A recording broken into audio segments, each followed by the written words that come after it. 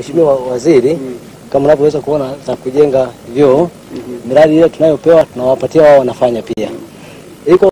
Ziko basi nimekuelewa sana. Naomba niwapongeze kwa hii program.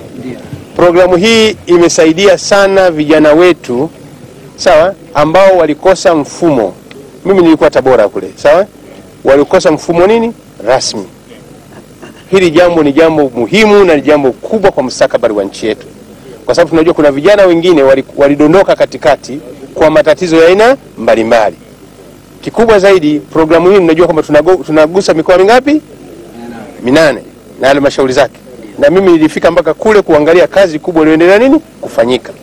Ninachotaka waratibu, hakikisheni wale watoto wanawezeshwa kama tulivyokusudia. Tuko pamoja? Wale watoto kama walivyofanya hizi kazi. Nataka hii kazi ifanyike vizuri. Na nilitaka haya maelezo azungumze mtoto, usizungumze mratibu. Umeona? Nilitaka azungumze nani? Mtoto yule ambao wale kwetu tunawawezesha. Sawa? Nyinyi unasema onyesho na jileta nyewe waratibu wenyewe na makoti na masuti. Nataka watoto wale waliofanya hii kazi siku katika event kama ndio unamleta hapa nini moja kwa moja, sababu nimewaona wenyewe wanafanya hizi kazi. Umeelewa? Lakini naomba niwapongeze, hii kitu muhimu, inasaidia watoto sana. Watoto wetu walikuwa nje ya mfumo nini rasmi, na hii ndiyo majibu kwamba Tanzania tumejipanga kwa watoto ambao wamekosa mfumo wa elimu katika njia nini rasmi. Kuna mfumo mwingine ambao Tanzania kama nchi imekuja na hii program kupitia wadau mbalimbali wa kimaendeleo, tunaweza kutatua matatizo kama haya. Kwa hiyo ongeleni sana, kazi nzuri, tusonge mbele. Nawashukuru sana. Mheshimiwa Waziri, sasa tunaenda kwenye eneo la ukarabati. Na mtazamaji wa TBC, bado tunaendelea kuangazia shughuli mbalimbali ambazo zinafanyika katika siku hii ya elimu ya TAMISEMI, na Waziri wa Ofisi ya Rais TAMISEMI Suleiman Jafo anaendelea kuangalia shughuli mbalimbali zinafanyika, na hapa tunaelekea kuangalia ukarabati ambao umefanyika katika shule ya Dodoma Sekondari. Kwa sasa shule 13 ukarabati unaendelea. Jumla ya bilioni 9 tumezipeleka kwenye halmashauri kwa ajili ya kuendelea na ukarabati. Na bilioni 89 tayari zimeshatumika kwenye ukarabati hizo shule 73 za sekondari kongwe. Sasa hapa Mheshimiwa Waziri, utaona picha hii inaonyesha jengo hili kabla ya ukarabati, na upande huu unaonyesha ni baada ya ukarabati. Kwa hiyo upande wa kulia ni baada ya ukarabati na upande wa kushoto ni kabla ya ukarabati. Mheshimiwa Waziri, naomba nimkaribishe mkuu wa shule atoe maelezo ni kiasi gani kimetumika na wanafaidikaje sasa na ukarabati huu. Karibu mkuu wa shule. Mheshimiwa Waziri, karibu sana Dodoma Sekondari. Naitwa Mwalimu Amani Mfaume, mkuu wa shule sekondari Dodoma, miongoni mwa shule kongwe Tanzania ambazo zilipata fedha kwa ajili ya ukarabati na miundombinu, nyumba za walimu, mifumo ya umeme, mifumo ya maji, ICT na kadhalika. Shule yetu kama inafahamika ni shule kongwe toka mwaka 1956 haikuwa haijafanyiwa ukarabati. Tumefanya ukarabati toka mwaka 2018, fedha tulipata kutoka Mamlaka ya Elimu Tanzania TEA chini ya MUSTI ambao walisaidia kufanikisha ukarabati, na tulifanya ukarabati tukamaliza, na kwa sasa hali ya shule ambayo unaiona, mazingira ya shule yamekuwa ni mazuri kwa wanafunzi kujifunzia, na kwa kiasi kikubwa umeweza kukuza taaluma ya shule. Kabla hapo hali ilikuwa ni ngumu sana, mazingira ya Dodoma Sekondari, wanafunzi walikuwa wanajazana madarasani, majengo yalikuwa yamechakaa, nyumba za walimu zilikuwa hazieleweki, lakini kwa sasa mazingira ya kujifunza na kufundishia yamekuwa mazuri kwa kiasi kubwa, na hali ambayo inachangia sana ufaulu wa shule ya sekondari Dodoma.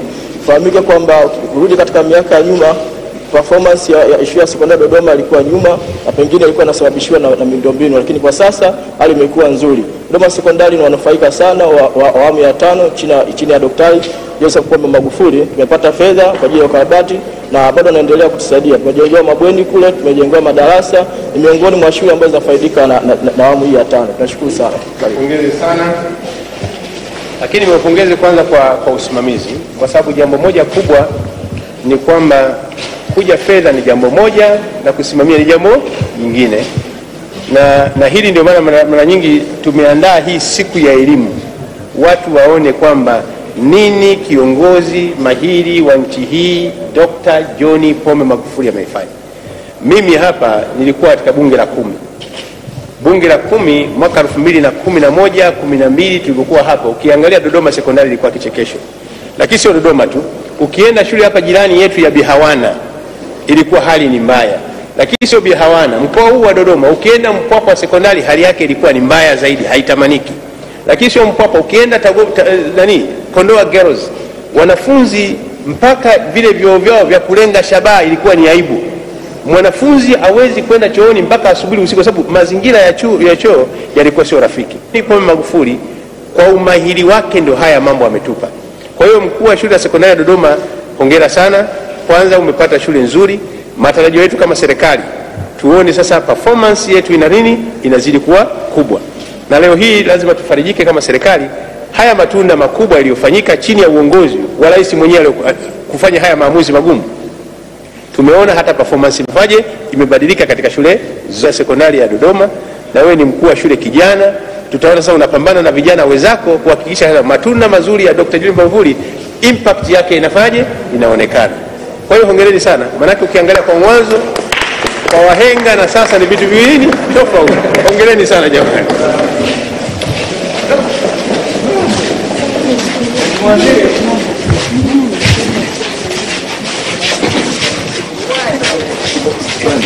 Mheshimiwa Waziri, sasa tunaelekea kwenye eneo la tehama ambalo tunatumia kwenye ufundishaji na ujifunzaji. Mojawapo ya msisitizo ya serikali ya awamu ya 5 ni kutumia tehama katika kufundisha, ambapo tehama inatusaidia pia kupambana na kuongeza skills kwa watoto kwenye matumizi ya ICT. Humu chumbani, hiki chumba kinawakilisha miongoni mwa shule 403 za sekondari katika nchi hii ambazo zinatumia tehama katika kufundisha na kujifunzia masomo. Karibu kwenye hiki chumba ili uweze kupata maelezo. Wanafunzi kwa mwalimu. Haya jamani, tuelezeni nyie kila nani na mambo yenu yanaendaje?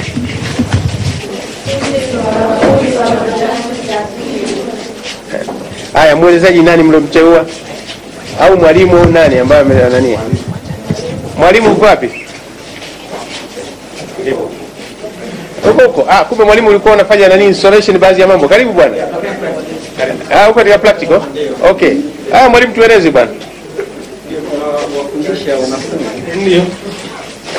Tunawafundisha wanafunzi na mwalimu jieleze kama ni mwalimu nani tukufahamu. Naitwa mwalimu Manfred Mfeve. Kaa hapa, simama hapa. Alafu tukuone vizuri. Okay. Naitwa mwalimu kaa hapa njoo.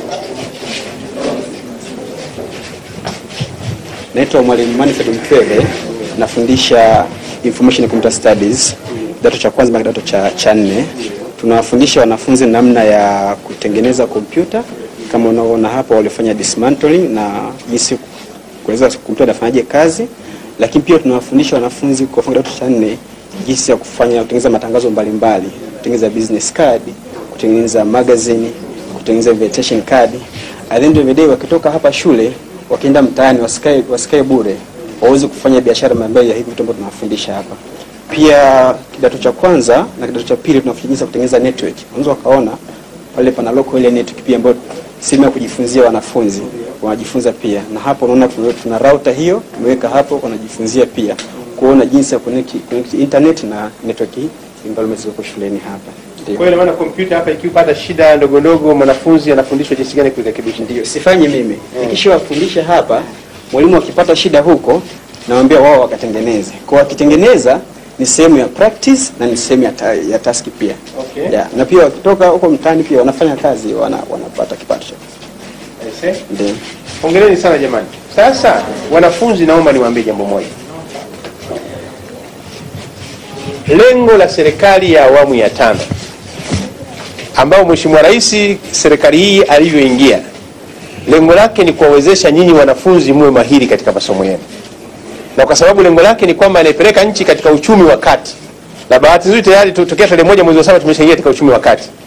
Miongoni mwa eneo kubwa la kulifanyia kazi ni eneo la elimu.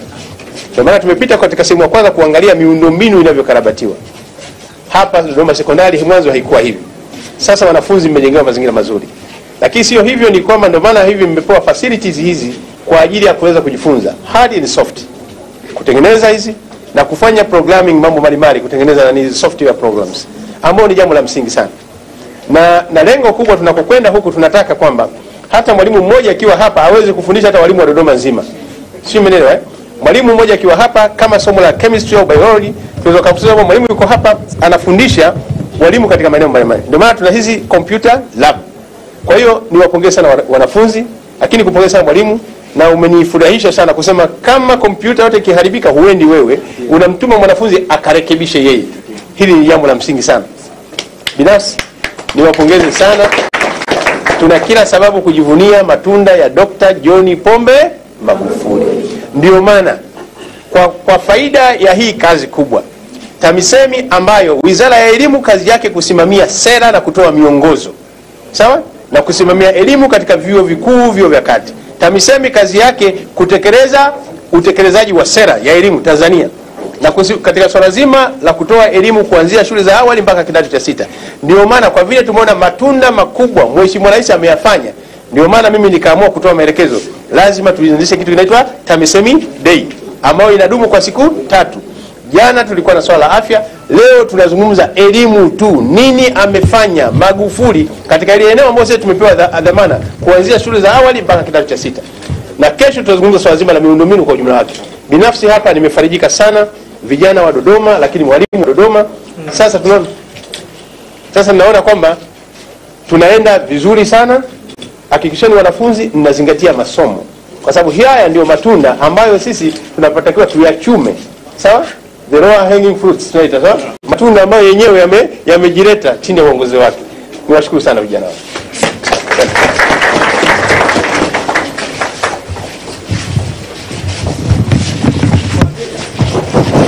Naenda sasa, tutakuwa na vyumba viwili hapa. Hiki chumba kwa ajili ya TTK kwa darasa la kwanza na la pili. Chumba kinachofuata ni kwa ajili ya elimu ya awali. Karibu sana kwenye hiki chumba ambapo lengo letu sasa ni kuimarisha ufaraguzi wa zana. Na tulikuwa tunatumia kabla ya hapo fedha nyingi sana kununua hivi vifaa au zana za kufundishia darasa la kwanza na la pili kutoka nje ya nchi. Sasa Mheshimiwa Waziri, zana hizi zinafaraguliwa hapa nchini na walimu wetu, na wameimarishwa na kufundishwa na miradi baadhi yake ambayo umeiona za lens za children in crossfire, ili uweze kueleza kitu gani tunafanya kwenye darasa. Mwalimu, karibu sana. Mwalimu mfaraguzi. Haya. Asante. Karibuni kwenye darasa letu linaloongea kama mnavyoliona vile. Sisi tunafaragua zana mbalimbali kutokana na vitu tunavyovipata kutoka kwenye mazingira ya shule. Ndio maana mnaona tunatumia maboksi, tunatumia udongo, tunatumia kamba. Sisi hatuhitaji fedha nyingi kwa ajili ya ufaraguzi wa zana. Tumeanza kutumia njia hii tangia mwaka 2014 baada ya kupata mafunzo. Tumeona kuna mabadiliko makubwa sana ya usomaji wa watoto wa darasa la kwanza na la pili, yani zile KK3. Kwa hiyo kwa muda wa miezi mitatu watoto watakuwa wameshajua zile KK zetu 3: kusoma, kuandika na kuhesabu. Lakini hii imetokana na hizi zana. Tofauti na nyuma, kabla ya mwaka 2014 tulikuwa hatuna mafunzo kama haya, kwa hiyo tulikuwa hatutumii zana kama hizi. Watoto walikuwa wanafika mpaka darasa la 6, labda la 7, hajui kusoma wala kuandika, lakini kwa sasa imekuwa rahisi. Tuna kona zetu za ujifunzaji na ufundishaji. Tuna kona ya kusoma ambayo ni hii hapa kama mnavyoiona, inaanzia hapa inaishia hapa. Lakini tuna kona ya kuandika ambayo ni hii. Hizi kona ni kona za ujifunzaji na ufundishaji. Tuna kona ya michezo.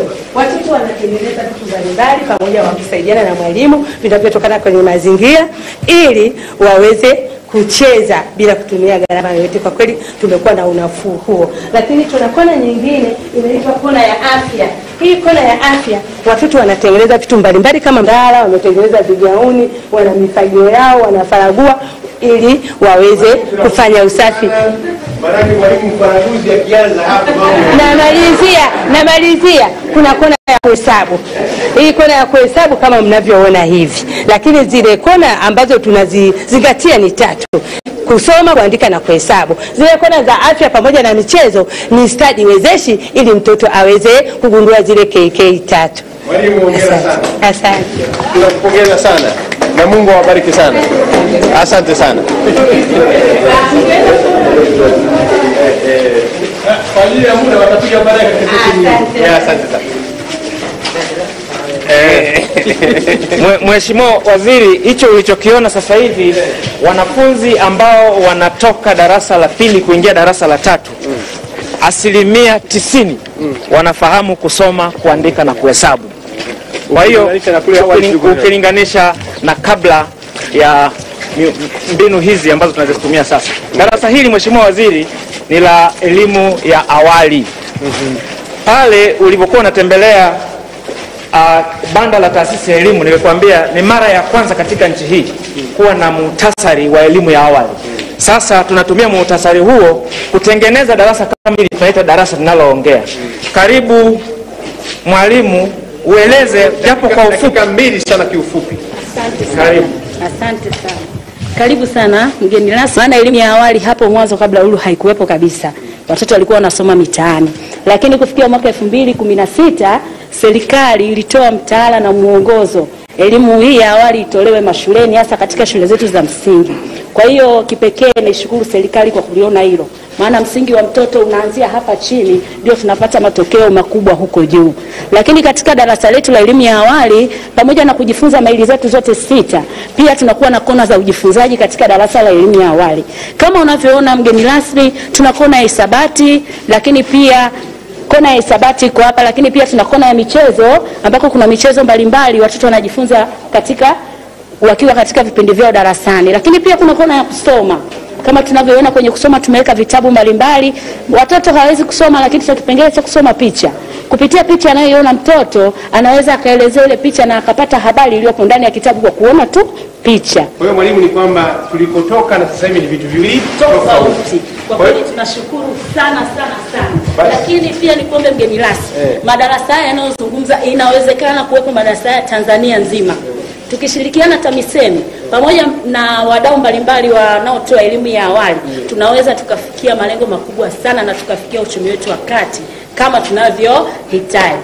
Asante sana. Barikiwe sana mwalimu, hapo uko vizuri, unaeleza vizuri. Au hizi nywele za leo ni special hizi. Asante sana mwalimu.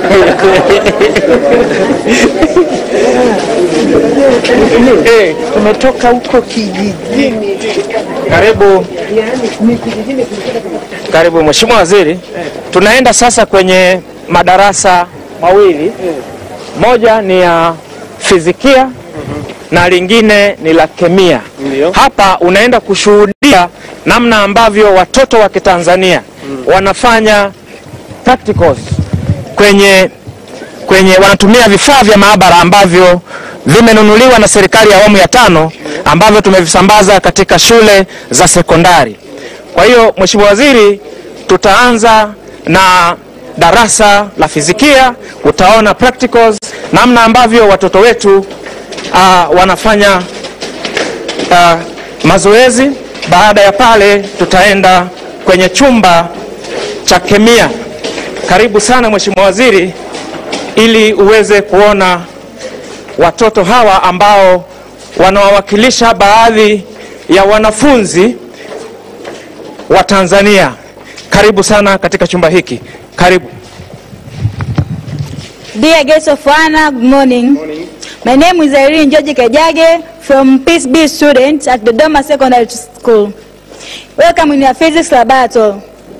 Here we are PCM and Peace B students at the Dodoma Secondary School. Today we are going to show you some demonstration based on physics application. The first demonstration is based on light, the second one is based on dance, and the last one is based on electromagnetism. Welcome to the first demonstration. Good morning, dear guests of Hannah.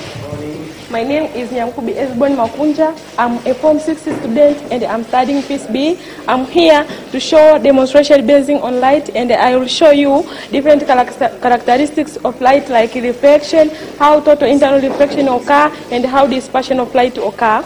And this is my apparatus which I'm going to use. And this one is an adapter which converts alternating current into direct current. This one is prism, this one is a color filter, this one is the ray track board, this one is the brain mirror, this one is a circular glass block, and this one is the ray box which will act as a source of light. Now I switch on my apparatus.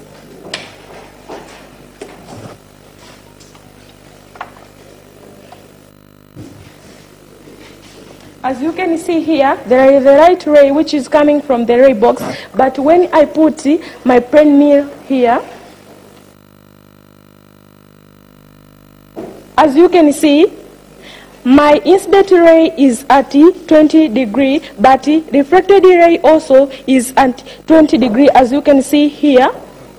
So this proves the law of reflection, which states that the incident ray, normal, and the reflected ray lie on the same plane, as you can see here, and also prove that the angle of incident is equal to the angle of reflection.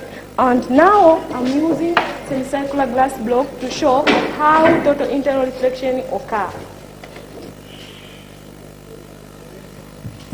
When light is traveling from a region of dense medium to the one which is less dense medium, the refracted ray which appear is strong. But as you increase the angle of incident, as you can see here, the angle of incident is tend to increase, the refracted ray disappear, and it is where now we get a total internal reflection. So there is no light. need of craving, just a practical, you get all the answers. Yes. Oh, congratulations. Is prism, which I'm going to show you how dispersion of light occur.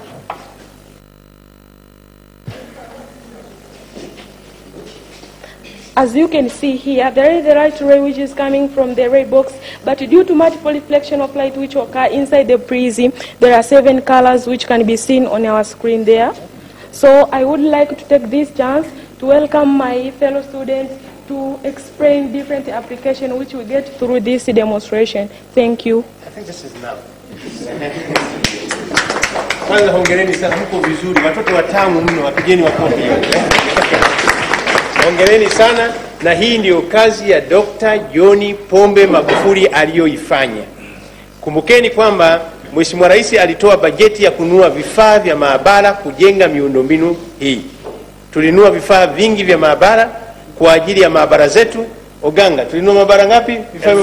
1258, lakini mwaka 2018 1696. Kwa hiyo hivyo vyote tumekuja kuwezesha, badala ya kusoma theory, sasa unasoma practical, unajua uhalisia wa mambo. Hii ndiyo kazi, investment kubwa Mheshimiwa Rais ameifanya ndani ya kipindi hiki. Pigeni makofi jamani. Mbarikiwe sana, hongereni sana. Shida ya muda, nadhani darasa hili Ningewashukuru na wale moja kwa moja. Limetupa somo. Wanafunzi wangu, hongereni sana. Najua huku kuna mambo mmejiandaa vizuri. Sawa jamani? Lakini nadhani hawa wenzetu wametuwakilisha kwa hapa. Kifupi ni kwamba mko vizuri sana. Hongereni sana wanafunzi wangu, na baadaye watu wengine watakuja kujifunza kupita kwenu. Sawa jamani? Hongereni sana. Hongereni sana. Asante sana Mheshimiwa Waziri. Kwa sababu ya muda tunaenda sasa kwenye maabara ya kemia.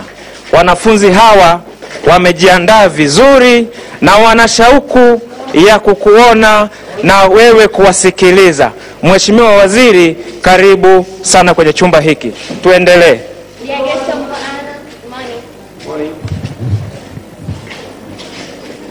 We are Form 4 students at Dodoma Secondary School taking science subjects. Our topic is volumetric analysis, and the practical which we are conducting is called acid-base titration. The apparatus that are used during our practical are the little stand, the burette, the pipette, the conical flask, 2 beakers, and the white tile. The chemical that we are going to use is the base solution K, which is sodium carbonate with unknown molecules of water, and the acid solution E, which is diluted hydrochloric acid. And the reagent that we are going to use in our practical is the methyl orange indicator. During our practical, we are introducing the acid into the burette, and the base is sucked by using the pipette, and then it is put into the conical flask. As we observe here, my fellow students are are sucking the base. After that, 3 drops of the methyl orange indicator is added to it, and we will observe the color change.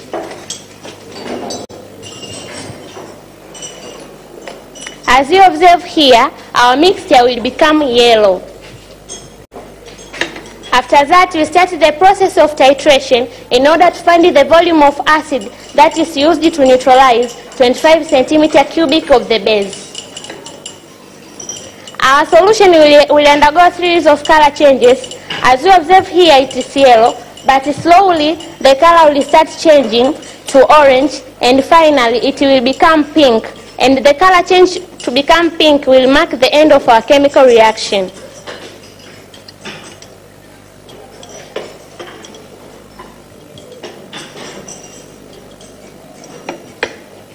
As you observe here, our mixture becomes pink. In order to find the volume of acid that is being used to neutralize 25 centimeter cubic of the base, we read in the burette, which is 25 centimeter cubic. After that, it is recorded in the table of results. Application of volumetric analysis. Volumetric analysis is important in our daily life since it is applied in different careers.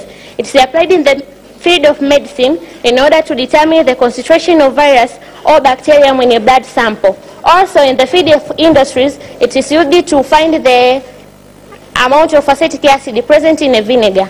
In the analysis of water, it's used to find the hardness of water sample. In the agriculture, it's used to find substances contained in the soil. Also, it's used in the determination of percentage mass of copper in a copper salt.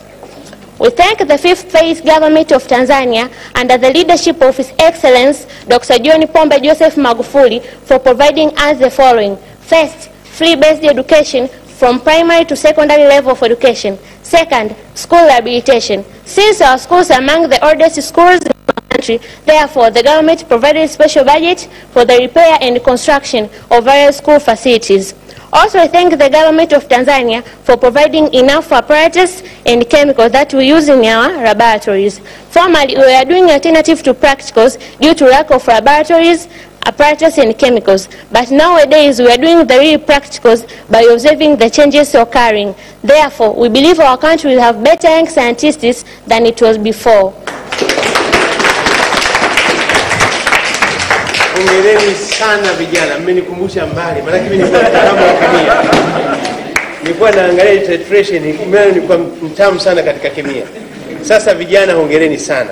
Ndio maana tumesema kwamba haya ni matunda makubwa. Watanzania wengi tulitaka wayafahamu. Ni matunda makubwa ambayo Dr. John Pombe Magufuli ameyafanya ndani ya utawala wake wa miaka mingapi? 5. Na wanafunzi hongereni, mko vizuri sana. Bila kuwezesha hivi manake tusingeweza kufanya hivi. Na tukumbuke kama Mheshimiwa Rais na yeye alikuwa ni mkemia vile vile. Alikuwa anafanya titration kama ninavyofanya nyinyi. Hapa naamini na saizi anawafuatilia moja kwa moja kupitia TBC.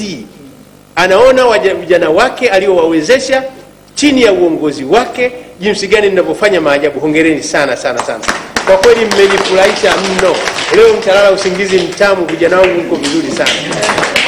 Kila la heri. Asanteni sana. Mheshimiwa Waziri, tunaelekea kwenye chumba cha mwisho, ni cha biolojia au elimu ya viumbe hai. Hiki ndo chumba chetu katika kuonesha practicals au masomo ya sayansi. Na Mheshimiwa Waziri, kikubwa sana ambacho pia serikali ya awamu ya 5 imefanya ni kwamba sasa hivi hatuna alternative to practicals kama ilivyokuwa awali. Hakuna practicals mbadala. Sasa hivi wanafunzi wote shule zote nchi hii wanafanya real practicals. Kwa hiyo ni kitu kikubwa na ni maendeleo makubwa, na lengo letu ni kuendelea kuimarisha uchumi wakati na kufanikisha kufikia Tanzania ya viwanda. Hiki chumba ambacho tunaingia ndio cha biolojia. Karibu sana, umkaribishe mgeni rasmi. Okay, honorable guests of honor, distinguished guests, good morning. My name is Gift Nicholas. I'm from 6E PCB student. In here we are in biology laboratory. We have 2 demonstrations. The first demonstration is about reproductive system. You are welcome, dear guest of honor.